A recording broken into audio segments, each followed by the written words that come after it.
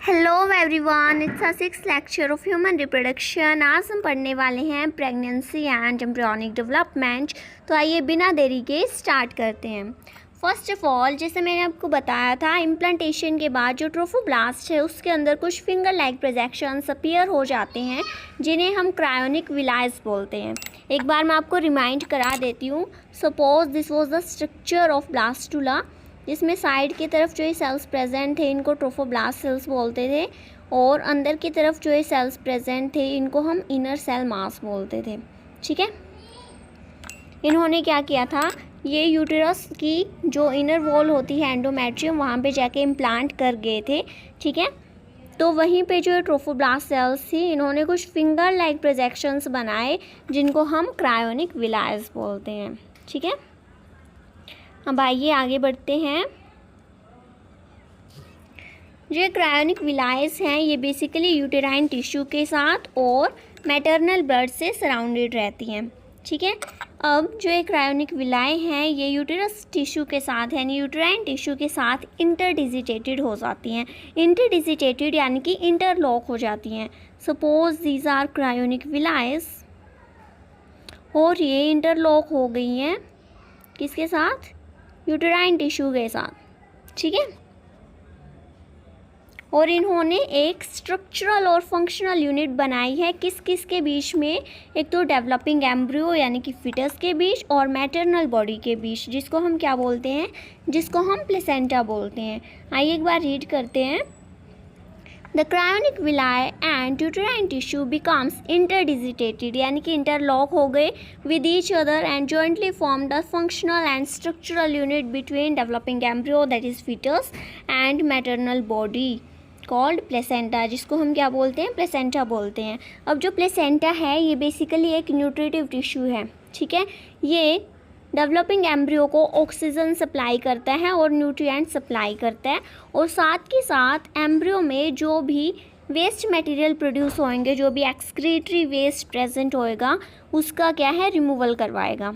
ठीक है, अब आइए रीड करते हैं। The placenta facilitates the supply of oxygen and nutrients to the embryo and also removal of carbon dioxide and excretory या फिर वेस्ट सब्सटेंसेस हम जिनको बोल सकते हैं प्रोड्यूस बाय द एम्ब्रियो। जो किसने प्रोड्यूस करे हैं, एम्ब्रियो ने प्रोड्यूस करे हैं। ठीक है, अब जो ये एम्ब्रियो है, suppose this is developing embryo,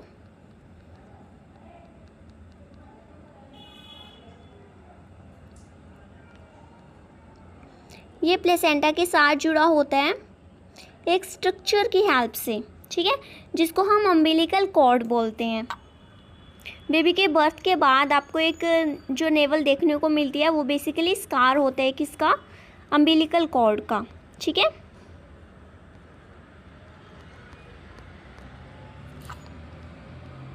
okay, एक बार आइए डायग्राम में देखते हैं।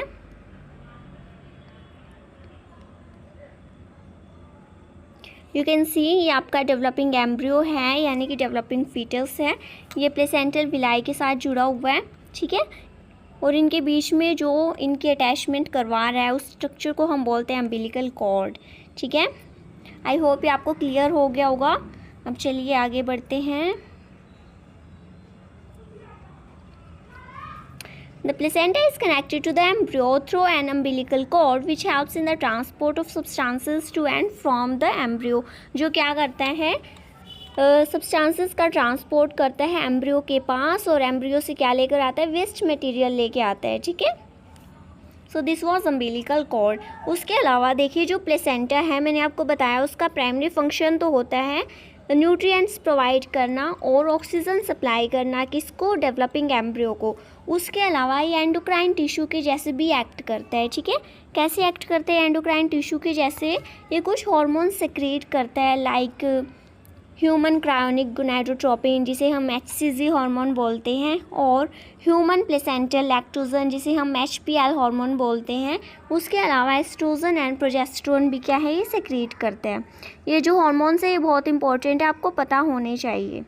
ठीक है,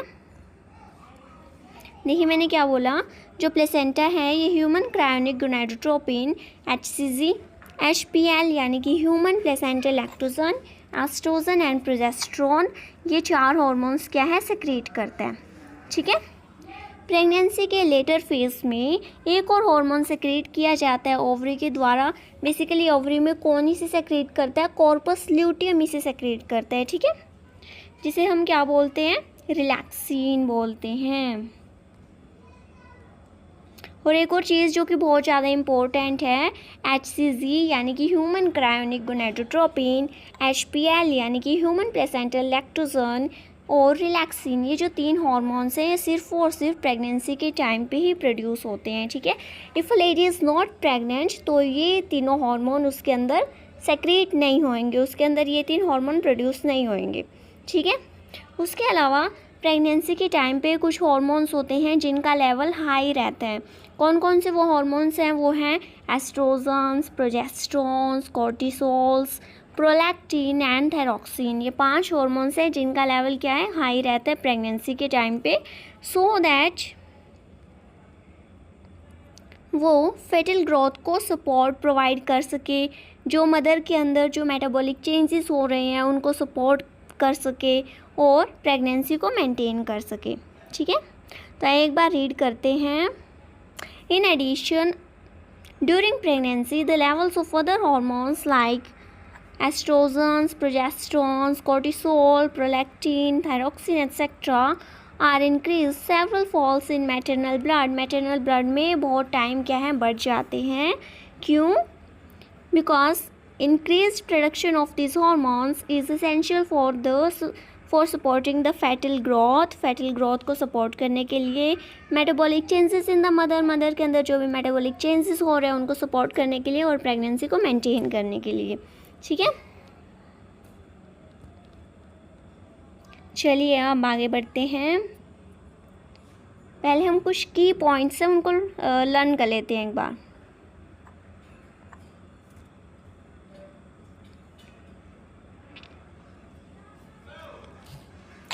ये कुछ हार्मोन्स हैं जो कि प्रेगनेंसी के टाइम पे ही रिलीज़ होते हैं। कौन कौन से? HCG, इसको कौन सेक्रेट करता है? प्लेसेंटा सेक्रेट करता है, ठीक है। देन HPL, ये भी किसने सेक्रेट किया है? प्लेसेंटा ने। जो रिलैक्सिन है वो ओवरी सेक्रेट करता है। ओवरी में कौन? बेसिकली जो कॉर्पस ल्यूटियम होता है वो सेक्रेट करता है रिलैक्सिन को, ठीक है। उसके अलावा एस्ट्रोजन, प्रोजेस्टेरोन, कॉर्टिसोल, प्रोलैक्टिन और थायरॉक्सिन, इनका जो लेवल है वो मैटरनल ब्लड में हाई रहता है ड्यूरिंग प्रेगनेंसी।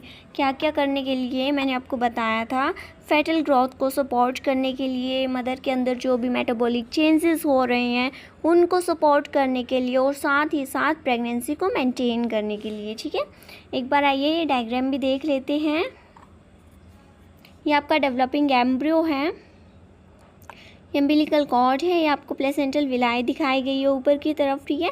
साइड में आपको ये कैविटी दिखाई गई है यूटेरस की, ये क्या है? कैविटी ऑफ यूटेरस, ठीक है।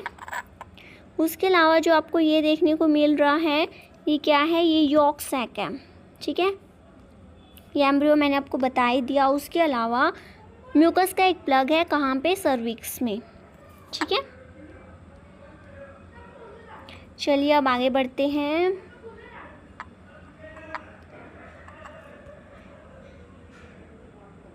ओके,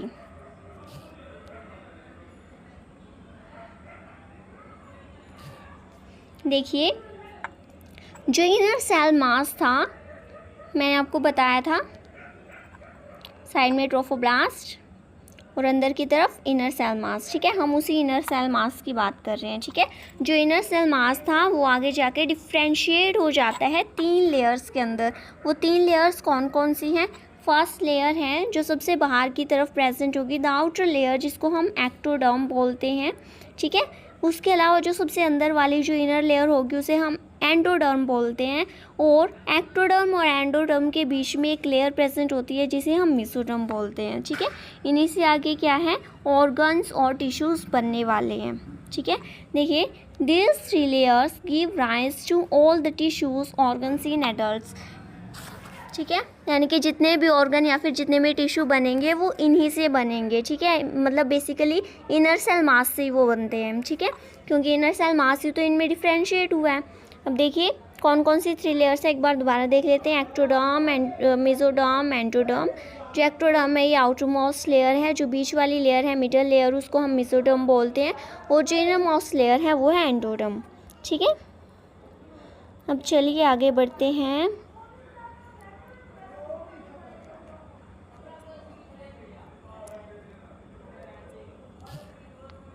देखिए, ये आपको पता होना चाहिए, जो इनर सेल मास है उसके पास कुछ सर्टेन सेल्स प्रेजेंट होते हैं जिनको हम स्टेम सेल्स बोलते हैं। हम इन्हें स्टेम सेल्स क्यों बोलते हैं? बेसिकली ये वो सेल्स होते हैं जिनके पास पोटेंशियल होता है किसी भी टिश्यू या किसी भी ऑर्गन को गिव राइज देने का। यानी कि सपोज़ हम ऐसे सेल्स की बात कर रहे हैं जो कि कोड कर सकते हैं हैंड्स के लिए, फेस के लिए, आपके हार्ट के लिए, आपके ब्रेन के लिए, आपकी किडनी के लिए, यानी कि उनसे कुछ भी ऑर्गन बन सकता है। ठीक है, तो ऐसे सेल्स को बोलते हैं स्टेम सेल्स। और इनके अंदर जो ये पोटेंशियल है, यानी कि किसी भी ऑर्गन के अंदर कन्वर्ट होने की, डिफ्रेंशिएट होने का जो ये पोटेंशियल है, इसको बोलते हैं टोटिपोटेंसी।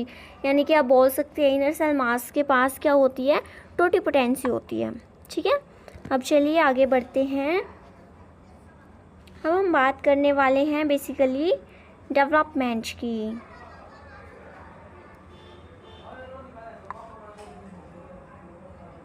ठीक है, देखिए आपको पता है जो ह्यूमन प्रेगनेंसी है ये 9 मंथ्स की होती है। ठीक है, हम इन 9 मंथ्स को बेसिकली थ्री ट्राइमेस्टर्स में डिवाइड करते हैं। First trimester, second trimester and third trimester.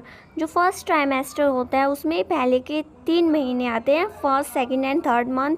Then जो सेकंड ट्राइमेस्टर होता है उसमें 4th, 5th and 6th month आता है, और जो थर्ड ट्राइमेस्टर होता है उसमें 7th, 8th एंड 9th, ये 3 महीने आते हैं। ठीक है, तो ह्यूमन प्रेगनेंसी लास्ट 9 मंथ्स के लिए होती है। ठीक है, अब डॉग्स में, एलिफेंट्स में और कैट्स में इसका कितना टाइम है ये आपको पता होना चाहिए, आप खुद ही फाइंड आउट करें इसको। ठीक है, अब हम बात करने वाले हैं बेसिकली डेवलपमेंट की। ह्यूमन बींग्स में जो पहला महीना होता है प्रेगनेंसी का, फर्स्ट मंथ ऑफ प्रेगनेंसी, उसमें एम्ब्रियो के हार्ट की फॉर्मेशन होती है। ठीक है, क्या बनता है पहले महीने में? पहले महीने में हार्ट बनता है, जिसको हम लिसन भी कर सकते हैं, यानी कि जिसको हम सुन सकते हैं किसकी हेल्प से? स्टेथोस्कोप की हेल्प से। ठीक है, हम उसकी हार्ट बीट सुन सकते हैं। ठीक है, देन सेकंड मंथ होता है जिसमें क्या बनता है? लिम्स एंड डिजिट्स बनते हैं, किसके? एम्ब्रियो के। ठीक है, देन 12 वीक्स यानी कि फर्स्ट ट्राइमेस्टर की एंड तक क्या है? जो मैक्सिमम ऑर्गन सिस्टम्स है वो बन जाते हैं। ठीक है, फॉर एग्जांपल लिम्स बन जाते हैं, सारा का सारा जो एक्सटर्नल जेनिटेलिया है वो बन जाता है। ठीक है, अच्छे से वेल डेवलप्ड हो जाता है। और एक और बात, जो ये फर्स्ट ट्राइमेस्टर होते हैं, यानी कि जो पहले के 3 महीने होते हैं, ये बहुत ज़्यादा क्रूशियल होते हैं। क्यों? क्योंकि इनमें क्या है? ऑर्गेनोजेनेसिस हो रही होती है। ठीक है, उसके बाद जो 5th मंथ होगा उसमें बेसिकली आपको फेटल मूवमेंट्स देखने को मिलेगी। The first movements of the foetus and appearance of hair on the head, और सर के ऊपर क्या है? बाल आने स्टार्ट हो जाएंगे। आपको थोड़ी थोड़ी फाइन हेयर की अपीयरेंस दिखेगी सर के ऊपर भी। ठीक है, कौन से महीने में? 5th मंथ में। ठीक है, then by the end of 24 weeks, यानी कि जब सेकंड ट्राइमेस्टर एंड होने वाला होएगा उस टाइम पे क्या है? जो पूरा का पूरा एम्ब्रियो, जो पूरा का पूरा फिटस है, उसके ऊपर फाइन एयर आ जाएंगे। ठीक है, साथ के साथ उसकी क्या है? आईलिड्स भी बन जाएंगी, उसकी आईलैशेस भी बन जाएंगी। ठीक है, और जब 9 मंथ्स कंप्लीट हो जाएंगे प्रेगनेंसी के, तो जो फिटस है वो पूरा का पूरा डेवलप हो जाएगा और वो रेडी होगा किसके लिए? डिलीवरी के लिए। ठीक है, ये एम्ब्रियोनिक डेवलपमेंट की टाइमलाइन दी गई है आपको, ये बहुत इंपॉर्टेंट है, आपको पता होना चाहिए। क्या? फर्स्ट मंथ में हार्ट की फॉर्मेशन होती है। देखिए, first sign notice by stethoscope, stethoscope से आप उसको सुन सकते हैं। आपको क्या है? साफ साफ उसकी हार्ट बीट सुनने को मिलेंगी। ठीक है, सेकंड मंथ में क्या बनता है? लिम्स एंड डिजिट्स की क्या होती है? डेवलपमेंट होती है। ठीक है, foetus develops arms, legs, fingers, toes. Then जो फर्स्ट ट्राइमेस्टर जब एंड होने वाला होएगा तो उस टाइम पे जो मेजर ऑर्गन सिस्टम्स है वो बन जाते हैं। ठीक है, लिम्स एंड एक्सटर्नल जेनिटेलिया क्या है? बन जाते हैं। ठीक है, देन जो 5th मंथ होगा उसमें आपको मूवमेंट्स देखने को मिलेंगी, फिटल मूवमेंट देखने को मिलेगी, और साथ के साथ हेड पे क्या है उसके बाल आने स्टार्ट हो जाएंगे, यानी कि फाइन हेयर की अपीयरेंस आपको शो होएगी कहाँ पे, हेड पे। ठीक है। देन सेकेंड ट्राइमेस्टर की एंडिंग तक जो उसकी पूरी बॉडी है उस पर फाइन हेयर आ जाएंगे। ठीक है। उसके आईलिड्स भी सेपरेट हो जाएंगी, आई लैशेस भी फॉर्म हो जाएंगी उसकी, और 9 मंथ्स तक आते आते क्या होगा, जो बेबी है यानी कि जो फिटस है वो पूरा का पूरा डेवलप हो जाएगा और वो रेडी होगा किसके लिए, डिलीवरी के लिए। ठीक है। चलिए बच्चों स्टार्ट करते हैं पार्चुरेशन।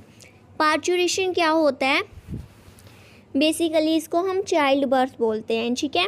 जैसा कि आपको पता है ह्यूमन के केस में जो एवरेज ड्यूरेशन होती है प्रेगनेंसी की वो 9 मंथ्स होती है, जिसको हम गेस्टेशन पीरियड बोलते हैं। ठीक है। जब एक बार प्रेगनेंसी की एंडिंग का टाइम आ जाता है, यानी कि जो बेबी है वो अच्छे से डेवलप हो जाता है, तो उस टाइम पे विग्रस कॉन्ट्रैक्शन होने लगती है यूट्रस के अंदर। ठीक है। जिससे क्या होता है, एक्सपल्सन यानी कि बेबी की डिलीवरी हो जाती है। ठीक है। इसी प्रोसेस को बोलते हैं पार्चुरेशन। तो आइए एक बार रीड करते हैं। The process of delivery of the foetus यानी कि चाइल्ड बर्थ होना इज़ कॉल्ड पार्चुरेशन। जो पार्चुरेशन है ये बहुत ही कॉम्प्लेक्स प्रोसेस है। ठीक है। ये किसकी हेल्प से इंड्यूस होती है, ये इंड्यूस होती है एंडोक्राइन मैकेनिज्म की हेल्प से। ठीक है। कौन सा एंडोक्राइन मैकेनिज्म होता है, न्यूरो एंडोक्राइन मैकेनिज्म। ठीक है। एक बार जब बेबी फुली डेवलप हो जाता है, यानी कि जो फीटस है वो फुली डेवलप हो जाता है, तो पार्चुरेशन के लिए सिग्नल्स आने स्टार्ट होते हैं। वो सिग्नल्स कहाँ कहाँ से ओरिजिनेट होते हैं, first of all fully developed foetus से एंड प्लेसेंटा से। ये क्वेश्चन आपसे बार बार पूछा जाता है कि पार्चुरेशन के लिए जो सिग्नल्स हैं वो कहाँ से ओरिजिनेट होते हैं, वो बेसिकली फीटस से और प्लेसेंटा से ओरिजिनेट होते हैं। ठीक है। उसके बाद क्या होता है, माइल्ड यूटेराइन कॉन्ट्रैक्शंस होनी स्टार्ट होती हैं, जिसको हम क्या बोलते हैं, फीटल इजेक्शन रिफ्लेक्स, यानी कि जो बेबी है वो फुली डेवलप हो चुका है और अब डिलीवरी का टाइम आ चुका है। ठीक है। एक बार हम फीटल इजेक्शन रिफ्लेक्स का पाथवे देख लेते हैं। देखिए, जो फुली डेवलप फीटस हैं और जो प्लेसेंटा है वो क्या करेंगे, सिग्नल्स देंगे किसके लिए, पार्चुरेशन के लिए। ठीक है। जिसकी वजह से क्या होगा, माइल्ड यूटेराइन कॉन्ट्रैक्शंस इंड्यूस होंगी। ठीक है। और क्या होगा, फीटल इजेक्शन रिफ्लेक्स मिलेगा। एक बार आप डायग्राम देखिए, ये आपका फुली डेवलप्ड फीटस आपको दिख रहा है, ये प्लेसेंटा है। फीटस और प्लेसेंटा को जोड़ने वाला जो ये टिश्यू है इसको बोलते हैं अम्बिलिकल कॉर्ड। ठीक है। ये किसके अंदर प्रेजेंट है, यूटेरस के अंदर प्रेजेंट है। ठीक है। जो सर्विक्स और वजाइना है ये बेसिकली काम करते हैं बर्थ कैनाल का, यानी कि इसके थ्रू ही क्या है, बेबी का बर्थ होने वाला है। ठीक है। अब चलिए रोल पढ़ लेते हैं ऑक्सीटोसिन का पार्चुरेशन में। पार्चुरेशन में ऑक्सीटोसिन का बेसिकली क्या काम होता है, जो फेटल इजेक्शन रिफ्लेक्स है वो ट्रिगर कर देता है ऑक्सीटोसिन के रिलीज़ को, कहाँ से, मैटरनल पिट्यूटरी से। ठीक है। उससे क्या होगा, जो ऑक्सीटोसिन है वो यूटेराइन मसल पे एक्ट करेगा। यूटेराइन मसल पे बेसिकली ये मायोमेट्रियम पे एक्ट करता है और क्या कराता है, स्ट्रॉन्गर कॉन्ट्रैक्शन करवाता है। ठीक है। जिससे क्या है, और भी ज़्यादा सेक्रीशन होती है ऑक्सीटोसिन की। ये जो साइकिल है बेसिकली चलता ही रहता है। देखिए, यूटेराइन की कॉन्ट्रैक्शन हुई, कॉन्ट्रैक्शन से क्या होगा, और भी ज़्यादा ऑक्सीटोसिन रिलीज़ होगा, और भी ज़्यादा ऑक्सीटोसिन रिलीज़ हुआ जिससे और भी ज़्यादा कॉन्ट्रैक्शन होगी, कॉन्ट्रैक्शन से फिर क्या है, और भी ज़्यादा ऑक्सीटोसिन रिलीज़ होगा। ये जो साइकिल है ऐसे ही चलता रहता है, कब तक, जब तक बेबी का बर्थ नहीं हो जाता। ठीक है। अब देखिए,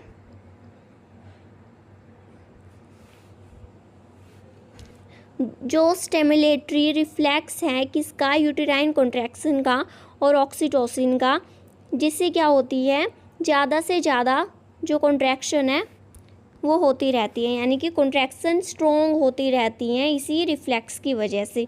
ठीक है। अब ज़्यादा से ज़्यादा कॉन्ट्रैक्शन होती जाएगी, ऑक्सीटोसिन रिलीज़ होगा, और भी ज़्यादा कॉन्ट्रैक्शन होगी, ये जो साइकिल है ये चलता रहेगा, और फाइनली क्या हो जाएगा, बेबी का बर्थ हो जाएगा, यानी कि एक्सपल्सन हो जाएगा बेबी का। This leads to expulsion of the baby out of the uterus through the birth canal, यानी कि बर्थ कैनाल के थ्रू जो बेबी है वो बाहर आ जाएगा, एक्सपल्स आउट हो जाएगा। ठीक है। इसी को क्या बोलते हैं, पार्चुरेशन बोलते हैं। ठीक है, अब इन्फेंट एक बार डिलीवर हो गया, यानी कि बेबी एक बार अगर आ गया हमारे पास, तो उसके बाद क्या होगा, जो प्लेसेंटा है वो भी अपने आप क्या है, एक्सपेल आउट हो जाता है यूटेरस से। कुछ केसेस में नहीं भी होता है तो वहाँ पे क्या है, डॉक्टर उसको रिमूव कर देते हैं। ठीक है, अब ये तो थी आपकी पार्चुरेशन की प्रोसेस। अब देखिए,